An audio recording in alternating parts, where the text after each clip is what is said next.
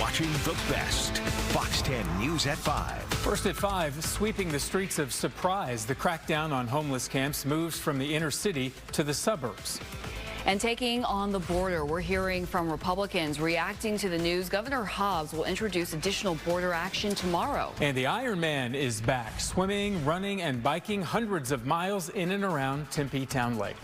But first, a 15-year-old is dead after a stabbing in East Phoenix. This happened early Saturday morning near 40th Street and Chandler Boulevard. Police say it all started with a fight between two groups of kids. Fox 10's Nicole Christine explains what we know so far as family and friends prepare to remember the teen who was lost. Nicole. Yeah, good afternoon, Brian and Ashley. Such a sad story and another case of teen violence here in the valley. Now, this is what we know from Phoenix police. They were called to a neighborhood in Ahwatukee early Saturday morning around 3 a.m. and they were there for reports, as you said, of a fight between two groups of teens. When they arrived to the scene near a lake within that neighborhood, they found 15-year-old Jalen Reeves. He's a student and football player at Mountain Pointe High School.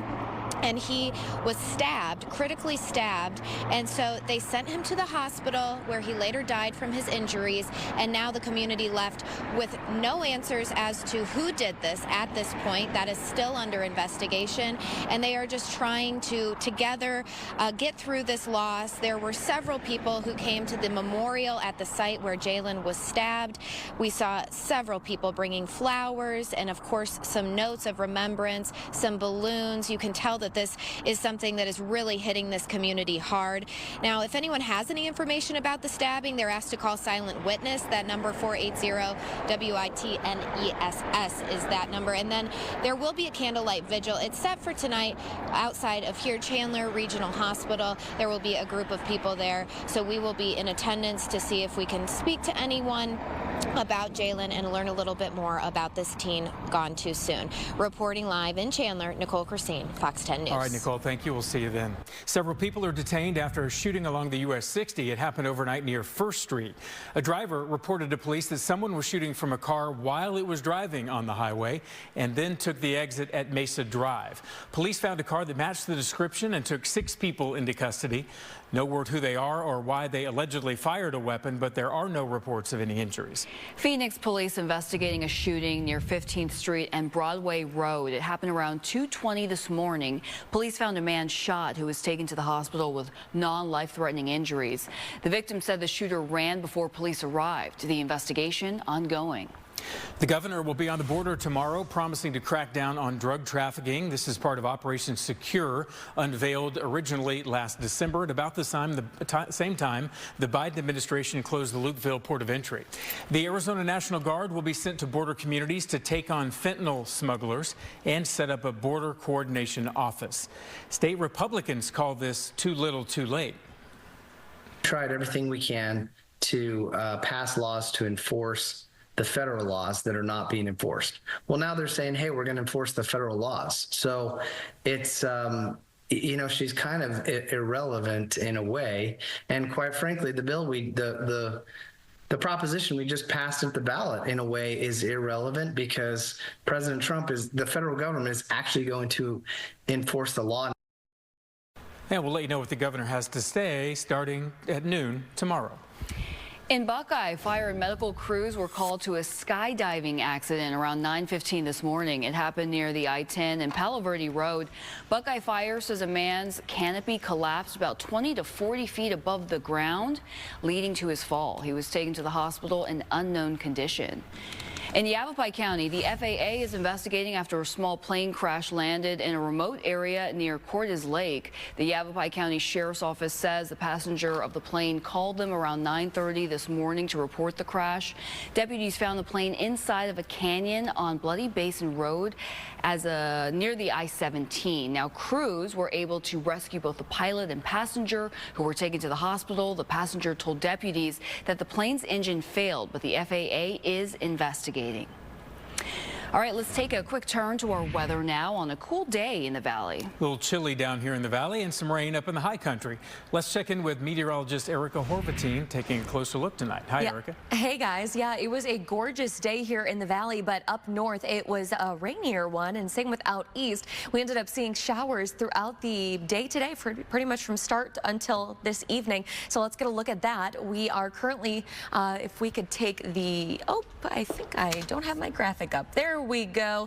So the low pressure system that's been bringing us precipitation across the state the past day or so has made its way into southeastern Arizona. You could see that it's pulling up a ton of Gulf moisture ahead of the low, and all of that is making its way into New Mexico and Texas. But there's a little bit of that wrapping around the north side of the low pressure system, so you'll find that mainly up north toward the rim country and then over in the White Mountains. So Strawberry seeing some light rain showers. Payson is just dried out, and looks like we may have a shower over 87 south of there, but all of this has been dissipating. Young seeing some light rain currently, and just to the south of CBQ, Globe is currently dry. There were some spotty showers in the area earlier, and there was some rain out towards Sholo and McNary, but that looks to be coming to an end as well.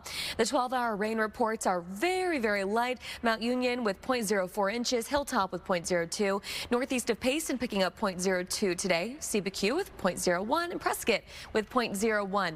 The rain is done now, and I'll be tracking drier weather and more cool temperatures. I will let you know when we'll warm up in my full forecast. Thanks, Erica. See you then. The crackdown on homeless camps is stretching from the inner city to the suburbs. And now the city of Surprise has started its own program to clear the streets. Fox 10's Kinsey Beach has more. Kinsey. Yeah, guys, this ordinance restricts urban camping. Now, what that means is they're putting an end to long-term housing or homeless encampments in public places like parks. I spoke with the Surprise City Councilor who set this into motion about the goals and the resources. Arizona Proposition 312 passed in the November election. It allows property owners to get tax refunds for money they've spent due to local governments failing to enforce laws against illegal camping. The city of Surprise is getting ahead of the issue. Trying to create opportunities for people to come to Surprise. And one of those things that people look for is they want clean, safe city and streets, and they want people following the law. Ordinance 2024-30. It passed unanimously, making it against the law in Surprise to set up a homeless camp, wash in a public fountain, or urinate and defecate in public. An ordinance the U.S. Supreme Court allowed in June of this year. This isn't necessarily just the end-all be-all, right? This is not the first thing we're going to be doing, but it does empower our law enforcement to take action after certain other things have been unsuccessful. The Surprise Police Department heading the effort. This is a partnership between myself and community services, and so what we've gone with is accountability with services. We have a responsibility to our residents, to our taxpayers, to have safe, clean streets. Surprise residents like Jerry McDowell want to be able to enjoy the public spaces their tax dollars go towards. I'm a mail carrier, and I carry in Phoenix, and I see it all the time. You need to help the homeless population. We need more places for them to go to than to congregate where my grandchildren stay. Just because, we don't have thousands of homeless here doesn't mean we can't get out in front of the situation to get ahead of it. Now, issuing a misdemeanor in this ordinance is the final step. So when law enforcement goes to those that are unhoused, they still have an option to accept resources before they are cited. But those opposed to Proposition 312, we're speaking with them. You'll hear more from them at 9 o'clock, but they're urging local leaders to increase more affordable housing options. Again, you'll hear from them tonight at 9 o'clock. Reporting live tonight in Surprise, Kinsey Beach, Fox 10 News. All right, thank you, Kinsey. Up next, the second Trump team is taking shape and turning a lot of heads along the way. We take a look at the latest names. Plus, a deadly E. coli outbreak, the carrots in your fridge that could get you sick. I'm John Hook. And I'm Christina Carilla. Inflation, gas prices, skyrocketing rent. There's so many reasons why so many Arizonans are facing food insecurity this year. And we want to change that this holiday season, and here's how you can help. When you shop at Safeway or Albertsons, make a donation at the register or scan this QR code to donate through New Year's. Your donation will help struggling Arizona families. Feed the Valley, benefiting St. Vincent de Paul. Donate today.